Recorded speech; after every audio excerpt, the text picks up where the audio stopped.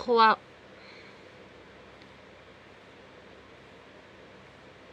Donc 1990, l'année a commencé en octobre.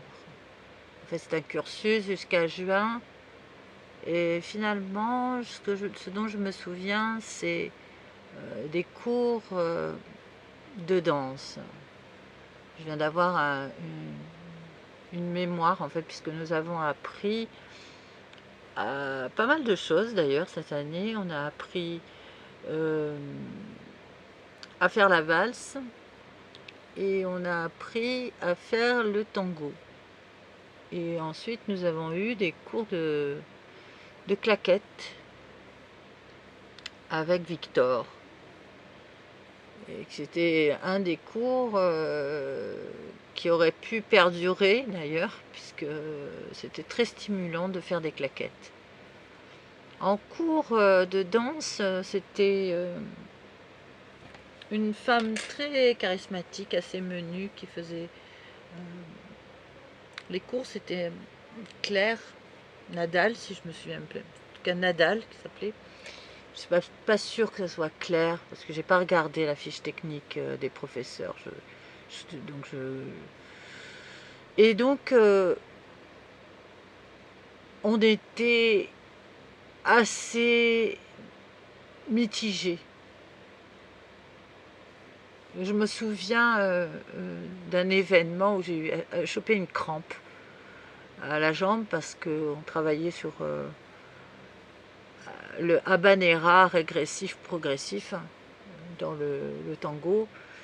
Et je me suis coincée la jambe avec une crampe épouvantable au mollet. C'était en fait une crampe que j'avais eue en faisant du vélo en Bretagne et qu'elle n'est jamais passée, cette crampe. Et là, elle a pris toute la jambe et j'étais complètement tétanisée sur le côté en salle Louis Jouvet, puisque c'était là qu'on apprenait les... Et je travaillais avec un garçon qui était dans sa période odorante. Il avait décrété par commodité qu'il fallait considérer son odeur comme étant la logique de l'exercice. Alors qu'en fait, il faisait exprès. Il ne se lavait pas et il ne mettait pas de déodorant. Donc, il nous a tenus comme ça en haleine sur son odeur pendant un bon paquet de temps. Et bon, c'était mon partenaire en danse. Donc, j'étais au cœur de l'affaire. Tandis que l'on dansait, j'ai pu constater que c'est vrai, il avait une odeur assez puissante et qu'il fallait s'accoutumer. Donc, je dis pas que j'ai un goût particulier pour les odeurs, mais j'ai une petite faculté de nez. Donc, j'ai pas trop fait attention non plus au fait que son odeur était entêtante. En fait, j'ai accepté qu'il était dans une position relative au marquage de territoire. Donc je me suis dit, il est en train de marquer son territoire, donc a priori il a un besoin comme ça de mettre son odeur pour marquer son territoire dans l'espace, puisque il faut reconnaître que nous étions noyés quelque peu dans cette immensité et que pour arriver à reconnaître quelque chose de quelque chose, il fallait aussi différentes méthodes. Et il se trouve que pendant les cours de danse, donc, nous avions cette particularité, puisque c'est à ce moment-là où c'était le plus flagrant. Dans les cours, on était suffisamment séparés les uns des autres pour ne pas s'ennuyer non plus avec nos odeurs corporelles. Enfin, en tout cas, moi, je n'avais pas de scène particulière donc, avec ce garçon qui était très charismatique, une forte personnalité, peut-être une des personnalités les plus intrigantes. Il était passionnant à regarder. Il contenait une force naturel, une présence indéniable et un incroyable charisme. Il aurait pu faire en fait une très très grande star de cinéma. Donc ça aussi, j'ai pas très bien compris pourquoi ce garçon n'avait pas fait du cinéma. Pourquoi est-ce qu'il n'avait pas été euh, sorti en fait de ses torpeurs par quelqu'un d'intelligent. Ça c'est la difficulté aussi du rapport qu'il y a entre les élèves et l'extérieur en fait. Donc pendant ces cours de danse, oui, nous avons travaillé d'arrache-pied à savoir faire un peu du corps de ballet, des danses plus ou moins qu'on va rencontrer dans le cinéma. Et bon, là c'était principalement la valse et le tango. Nous n'avons pas fait énormément d'exercices de danse contemporaine. Il y avait bien un cours le matin très tôt pour ceux qui avaient le courage de se lever. Donc, moi j'ai fait partie des personnes qui ont essayé d'être assidues à presque tous les cours, jusqu'à ce que l'ennui gagne en fait, hein, parfois.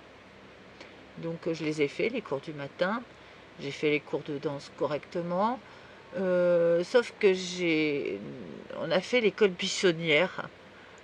C'était les beaux jours commençaient et m'étais liée d'amitié avec une fille assez drôle et donc elle voulait absolument aller en Normandie et donc on a fait l'école buissonnière. On est parti 2 jours en Normandie, ça nous a fait un bien fou, mais on est arrivé, on s'est fait engueuler parce que évidemment on avait raté le filage. Donc c'était un petit filage de pas grand chose, hein. On a assumé correctement la discipline. Et comme moi je faisais partie des bons élèves, il n'y avait pas non plus... Enfin voilà, il y a eu quelques petits accroches par rapport à ça. C'est un souvenir qui m'est remonté.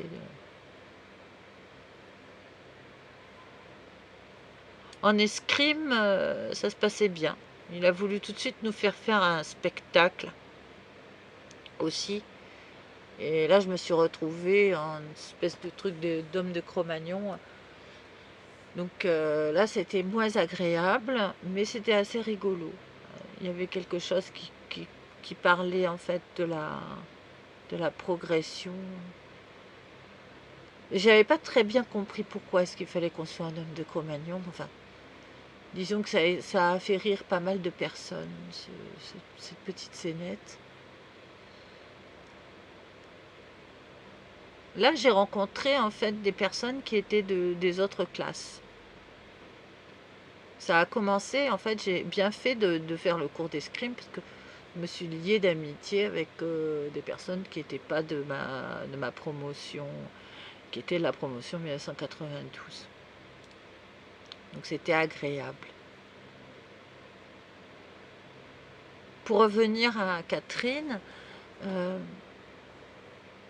elle n'avait pas de méthode particulière. C'est-à-dire qu'en général, on cherche quelque chose dans le professeur qui va être comme une sorte de lien technique sur l'apprentissage. Elle misait beaucoup. Il n'y avait pas ce qu'on appelle un véritable focus sur la dramaturgie, puisque de toute manière, la dramaturgie, c'était les cours qui étaient abordés en deuxième année. Donc, on avait bien sûr un effet de dramaturgie, mais ce n'était pas le centre du sujet. En fait, on était plutôt sur se connaître sur le plateau, essayer d'abolir tous les trucs qu'on avait pu contracter, qui pouvaient altérer notre jeu pour revenir à quelque chose de plus sensitif, une construction quand même sur le texte. Donc il y avait aussi une bonne écoute en fait dans ces cours. C'était très, très intéressant de sentir la pulsation, la rondeur qu'il y avait dans l'écoute. Et ça, c'était quelque chose qui m'a beaucoup plu. Donc j'aimais bien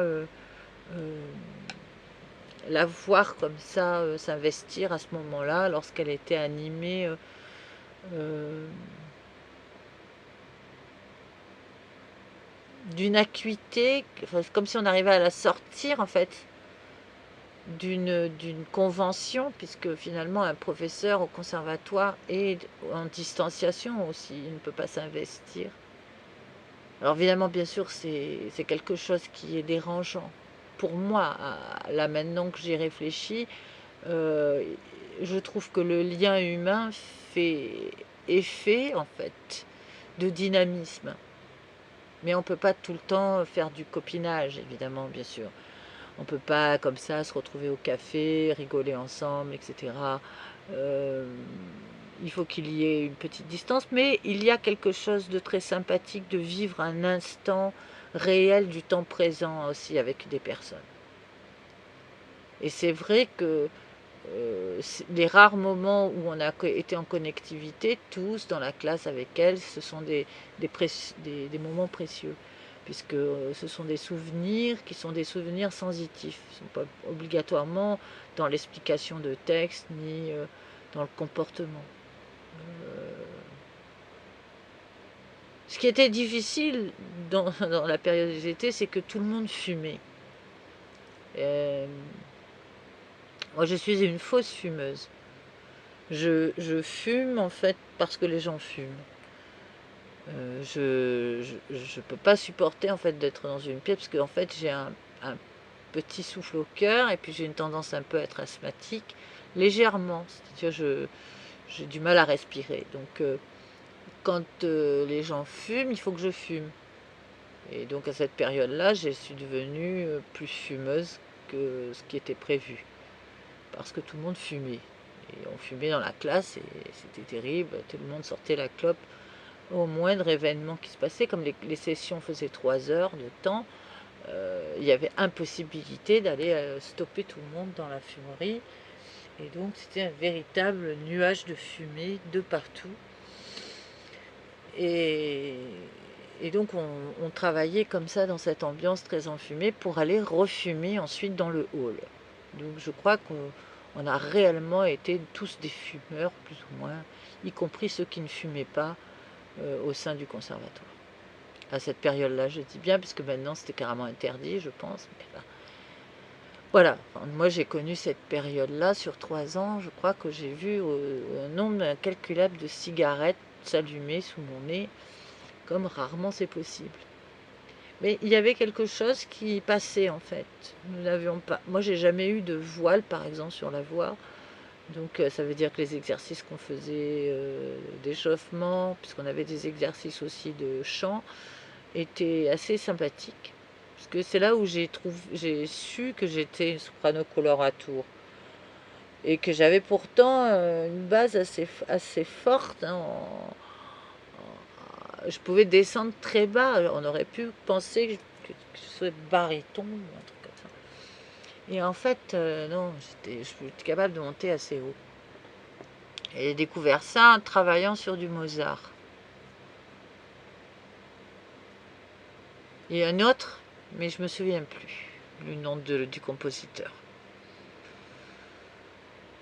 Donc tout ça, c'était très passionnant. Pour moi, les à côté, qui n'est pas seulement l'étude avec le professeur, tous les à côté étaient passionnants. Il y avait des activités qui étaient fédératrices, qui rendaient compte aussi de l'intérêt d'avoir été choisi, puisque moi j'excellais quand même dans pas mal de disciplines aussi aux alentours, et donc j'ai eu une sorte de regain en fait de considération de mes capacités, parce que j'étais vraiment down le fait de pas avoir la possibilité de travailler avec des gens. Je pouvais pas passer non plus mon temps à faire des monologues, c'était pas possible. Très peu de personnes et tout le monde était littéralement overbooké. Il n'y avait aucun moyen d'arriver à placer quelque chose, une scène, c'était terrible. Donc ça a été difficile d'aller un tout petit peu plus loin. Comme nous avions ces deux thèmes de prédilection au sein du truc, Bon bah voilà, quand on a eu fini de travailler ces thèmes, on n'a pas pu aborder non plus quelque chose d'autre. Donc c'est le regret en fait que j'ai eu, c'est le deuxième thème qui a été choisi. Il aurait été plus judicieux de trouver un thème sur lequel on abordait la construction du langage à travers des auteurs un tout petit peu plus écrivains, c'est-à-dire avec une structure dans le langage, comme ce qu'on peut trouver, je sais pas moi, sur presque tous, mais il y en a certains, c'est plus flagrant. Il y a quelque chose qui est un peu sur la difficulté de savoir parler correctement. Et en première année, je trouve que c'est bien de s'en rendre compte physiquement sur un plateau, de quelle est notre tension nerveuse à être sollicitée par le texte. Et donc c'est comme ça qu'on aborde en fait aussi l'intérêt après ensuite de monter une pièce de théâtre. On aurait dû faire du Tchekhov, on aurait dû faire les pièces courtes de Tchekhov.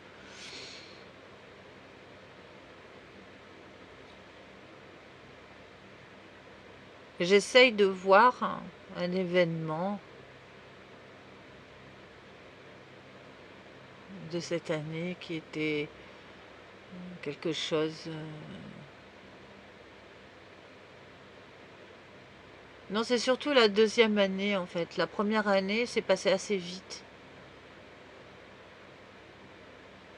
Moi, j'ai été déconcentrée à cause de ça, du fait que il fallait que je trouve un logement et que j'étais vraiment perdue parce que mes affaires étaient dans un garde-meuble. J'avais perdu toutes mes affaires qui se trouvaient dans l'appartement qui devait me servir pour mes études et dans lesquelles j'étais en colocation. Et donc j'ai été éjectée de cet appartement sans avoir le moyen de me retourner puisque financièrement je ne pouvais pas assumer un loyer en entier. Et il n'y avait pas de solution de secours du tout. Et donc j'ai perdu toutes mes affaires à ce moment-là. Donc ça a été une période très difficile. J'ai eu vraiment une sensation de peur qui m'a envahie, de savoir si j'allais pouvoir continuer. Ça s'est décidé l'année suivante, en fait, donc à la rentrée, après la période de vacances, donc où j'ai écrit cette première pièce. Mais pour revenir à Catherine, ça a été bien de commencer le cursus avec elle. Ça a été...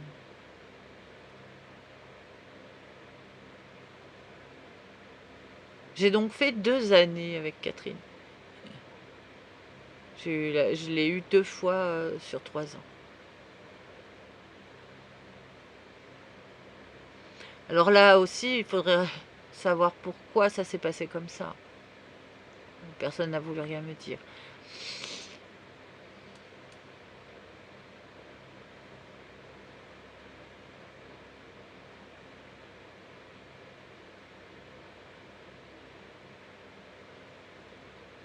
Je crois que j'ai commencé à arpenter, à aller voir les scènes des autres, à découvrir un petit peu. On avait comme directeur, on avait Jean-Pierre Miquel qui était assez drôle en même temps, parce que quand il débarquait, on avait l'impression d'avoir Geoffrey de Perrac qui débarquait. Il était extrêmement lugubre dans sa façon de se déplacer dans le bâtiment, ce qui fait qu'on le voyait très loin. Et il y avait quelque chose aussi un peu des personnages qu'on va retrouver, comme Terzieff. Il avait quelque chose d'inquiétant. Enfin, Terzieff n'est pas inquiétant pour autant, mais enfin dans les personnages que jouait Terzieff. On aurait dit comme ça une figure un peu... Il intriguait beaucoup, il impressionnait tout le monde. Quand il y a eu la passation entre Mickaël et Bauzonnet, ça a été assez drôle d'ailleurs, sur le plateau, entre la différence des deux hommes.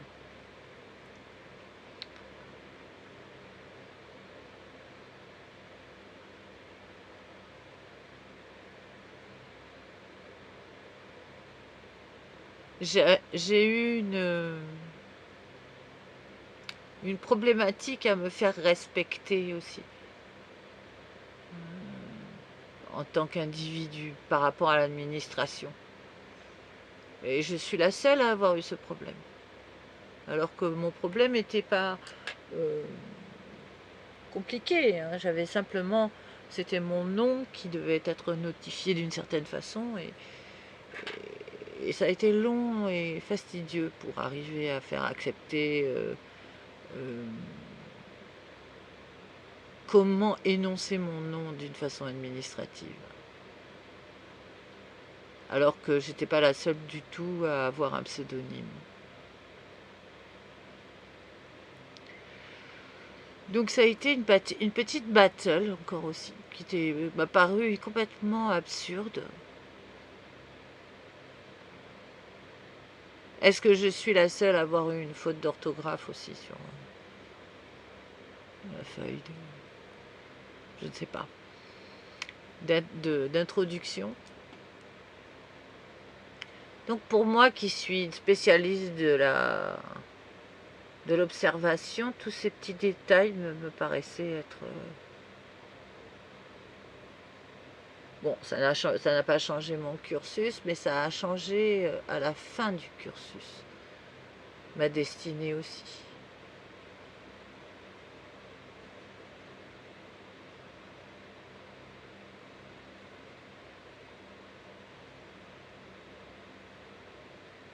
En face, on avait une banque. Ça aussi, c'était assez intéressant parce que quand on était dans une salle qui donnait sur ce côté-là, on voyait les gens à la banque travailler. La salle en haut qui donnait les cours de danse, hein, ou les cours de sport, était au plus haut qu'il puisse y avoir. Et on voyait nettement, en train de faire nos exercices de sport, les gens qui travaillaient dans la banque. Ça m'a marqué. Ce que j'aimais par-dessus tout, c'était voir la course des nuages. On avait une chance extraordinaire. Je crois que ce bâtiment est une pure merveille. Dans son architecture, il contient tout ce qu'il faut pour être enchanté d'y travailler dedans.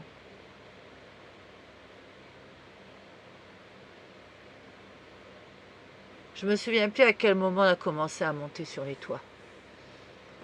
Je sais qu'en deuxième année, on a passé son temps à aller monter sur les toits, mais je me souviens plus si c'est en première année que ça s'est déclenché.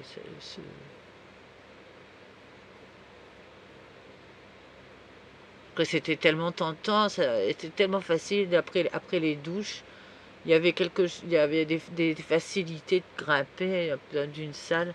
Il n'y a pas grand-chose à faire pour se retrouver, et c'était tellement beau.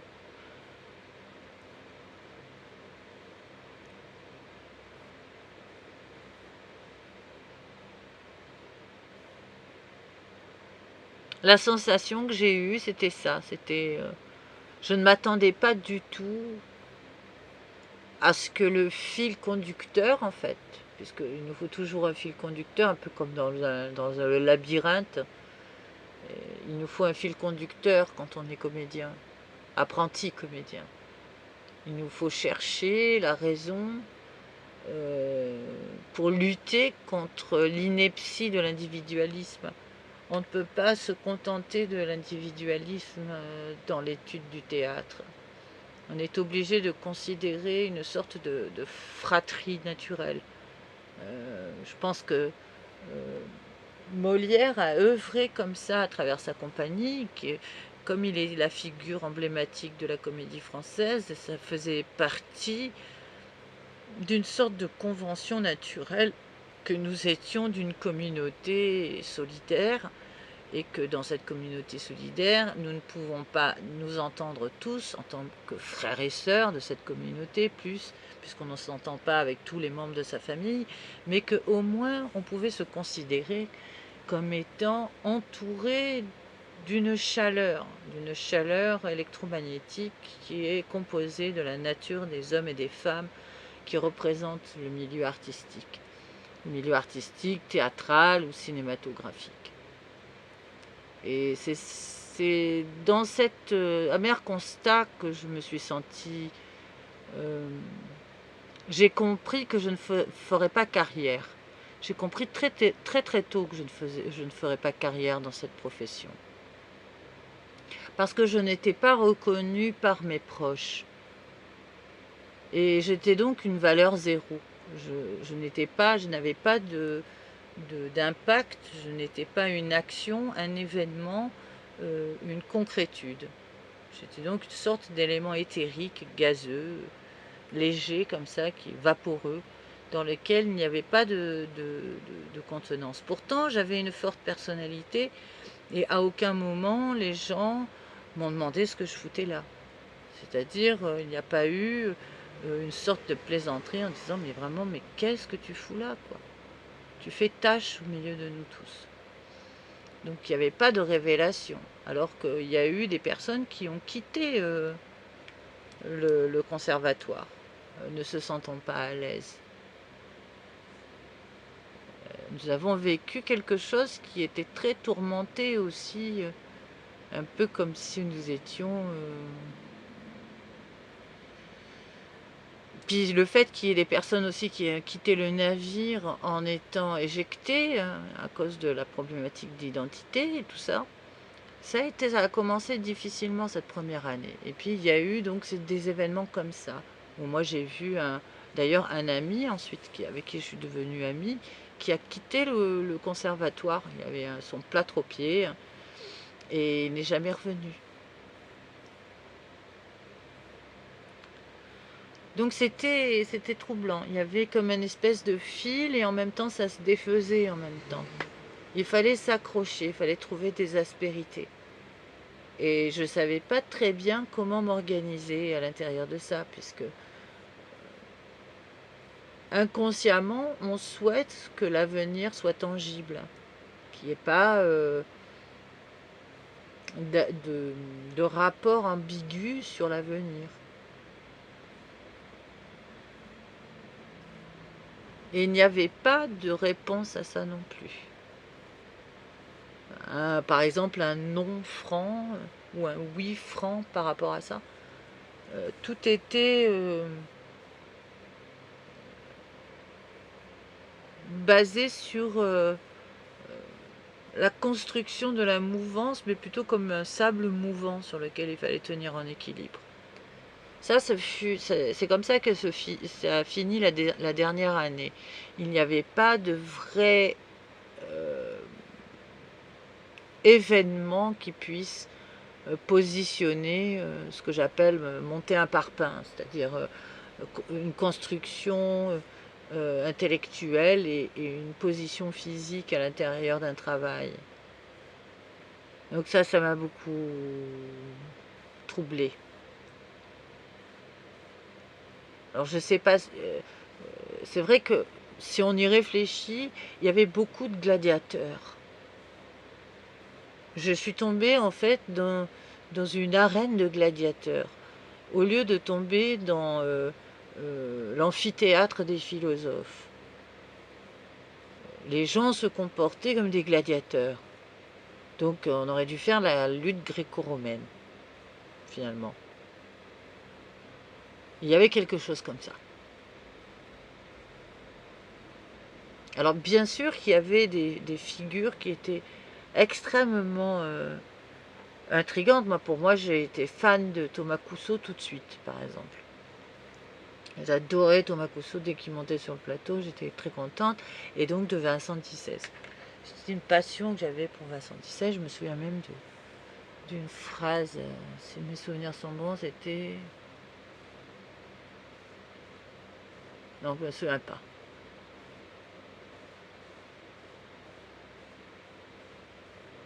Et ce n'est pas dans 2 jours qu'il me faut mourir. Le malheur, il est là. Voilà. Dans cette phrase, il avait dit cette phrase, et je crois qu'on est resté un moment comme ça, à le voir en plein milieu de plateau. C'était au moment où on faisait la tragédie. Et il était tellement beau, ce garçon, hein, comme ça, très, très, très féminin. Et il avait une voix qui était tellement puissante que là aussi, j'imaginais des choses en le voyant qui étaient puissantes sur justement la construction dans le théâtre. Je me suis dit, c'est bon, on va monter quelque chose, c'est pas possible, on peut pas rester comme ça. En proposant déjà une puissance, il va se passer quelque chose. Et rien, il ne se passait rien. Impossible d'arriver à tisser une maille, une solidité. Une solidité sur laquelle on pouvait tous se reposer.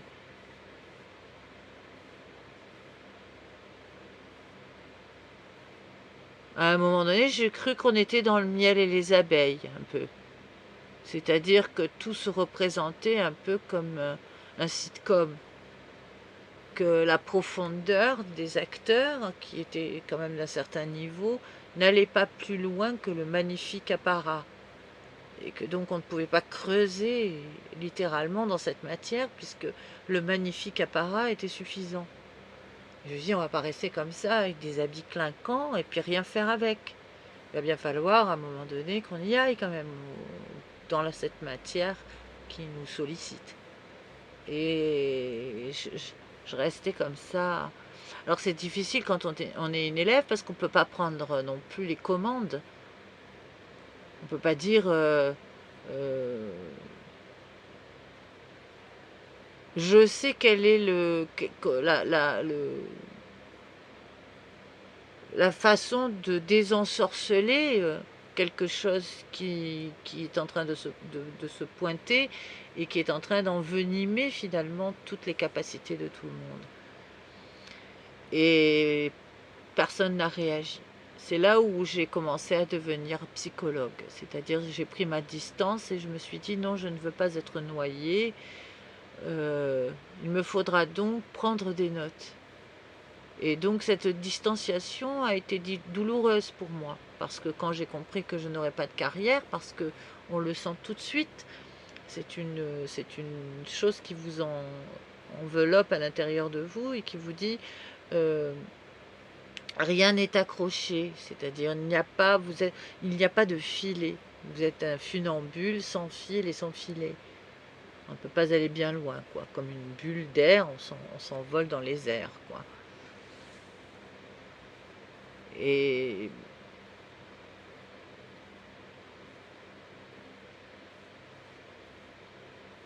à cette même période, les personnes qui n'ont pas été choisies, comme par exemple Elsa et Isabelle, qui faisaient partie du début, ont tout de suite percé.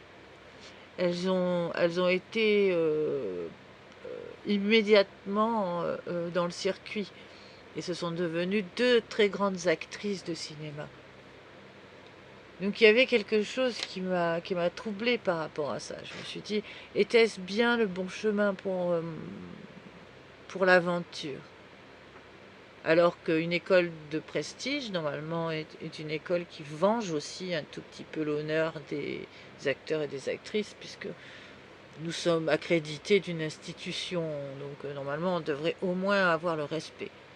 Mais il s'est trouvé qu'il y a eu plein de choses qui ont changé au sein du conservatoire. Il n'y avait plus de prix, il n'y avait plus non plus de ce qu'on appelle la petite cérémonie qui mettait en scène aussi avec la presse média, les choses comme ça. Donc il n'y avait pas non plus de contact vers l'extérieur, pas assez d'ouverture vers l'extérieur, avec trop le chaudron qui commençait à bouillir et qui commençait à faire de nous plus ou moins des aliments que quelque chose qui pouvait nous aider justement à nous construire. Alors bizarrement, il y avait Michel Bouquet qui venait assez souvent.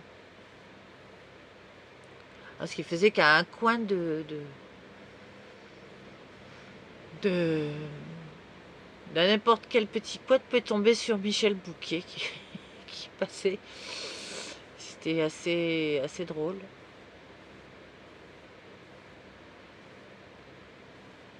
Ça a été très très tôt. C'est pour ça aussi que j'ai fait cette pièce.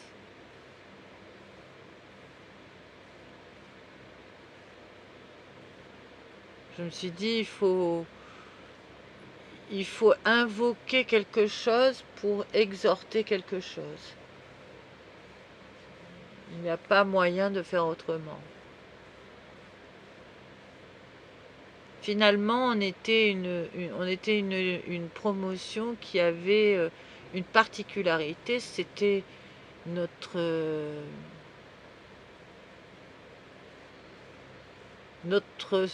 emploi. On était finalement pas des gueules de l'emploi, mais disons qu'on avait quelque chose aussi à conjurer, c'est-à-dire un air de quelque chose ou de quelqu'un qu'il fallait combattre aussi.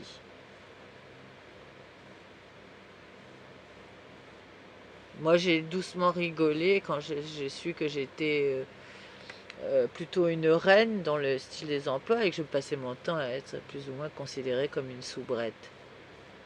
Et que finalement, alors que l'ingénu était tout à fait accessible, c'est là où je suis une particularité. Et donc, c'était dérangeant pour moi de ne pas savoir. Je ne pouvais pas être plus vieille que mon âge. Je ne pouvais pas non plus être de l'âge que je devais avoir. Et donc, c'était difficile de trouver. Le fait qu'il y ait eu ce choix ne nous a pas permis de faire un développé peut-être plus éparse, mais plus révélateur. Si on avait pu enquiller plusieurs scènes, plusieurs étapes, plusieurs façons, on aurait pu élaguer et ensuite être ciblé sur quelque chose.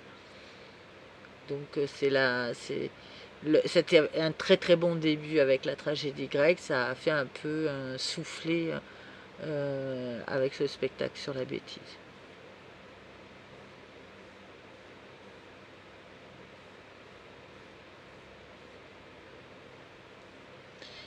Voilà, ça sera tout pour aujourd'hui.